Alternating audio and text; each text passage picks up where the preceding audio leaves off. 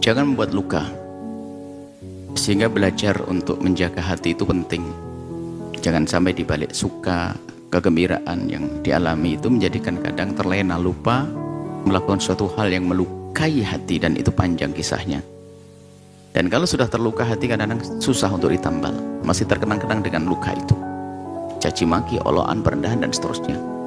Maka yang paling baik adalah pandai menjaga sampai kapanpun. Biasanya begini, ada orang itu tidak tahu budi. Kalau tahu suaminya baik atau istrinya baik, itu kadang seenaknya sendiri. Seenaknya itu menjadikan terluka hatinya, sehingga yang semula cinta menjadi keropos itu cinta, bahkan bisa menjadi hilang cinta. Seperti tadi, wanita yang semula mencintai suami, tapi suaminya nggak benar, akhirnya sampai berubah. Sang istri berubah, kirian berubah. Suami ingin menjadi baik, sang istri sudah terluka, mau kembali ingat masa lalunya yang jangan-jangan nanti terulang lagi, marah lagi, dan sebagainya.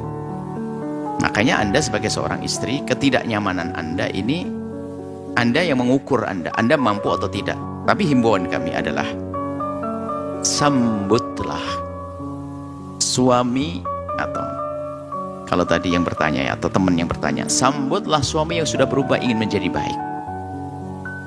Jangan sampai dia menjadi jauh lagi kalau kita tidak sambut. Makanya Anda berlatih. Sopun sudah suami menjadi baik kok. Dan sebaik-baik orang kan lapang hati, tidak mendendam, apalagi dengan suami. Dengan orang lain saja mendendam tidak baik, apalagi dengan suami. Biasakan kita lapang hati. Ya, dia punya masa lalu, dia punya kekasaran dan sebagainya. Dia menyakitiku, tapi hari ini aku akan buka, berusaha dan berusaha. Lihat, semakin Anda mengasah hati Anda, mencoba lapang hati dengannya, itu akan perlu proses, dan pada waktunya nanti akan menjadi nyaman dan Anda menemukan keindahan kembali. Seperti kebencian Anda pun tumbuh waktu itu adalah tidak serta-merta, maka hilangnya kebencian pun juga tidak serta-merta. Dulu semula sayang, hilang sayang. Sekarang benci, hilang benci, bisa begitu. Makanya yuk sambut suami, biarpun dengan keterpaksaan. Melayani tidak dengan hati. Senyum pun susah, sekarang mulai coba bersenyum dan sebagainya, bikin suasana. Apalagi jika di bawahnya ada anak-anak sudah, maka jangan berpikir untuk bercerai. Yang paling utama lagi, jaga mata, jangan mulai lirik sana lirik sini, konsultasi salah, tempat yang salah, ngadu curhat yang salah, sehingga itu kadang memicu untuk meninggalkan suami. Maksudnya naudzubillah. Seorang istri dalam keadaan semacam itu, ini yang banyak terjadi adalah hati-hati dalam bercurhat. Seorang istri yang punya permasalahan, suaminya kasar, kelas dan sebagainya, dia curhat dengan temannya laki-laki, dia tampak lebih lembut dan sebagainya, langsung dibandingkan, sehingga suami semakin jelek, sehingga semangat untuk cerai semakin besar. Naudzubillah. Maka tetap sebagai wanita mulia, jaga komunikasi Anda.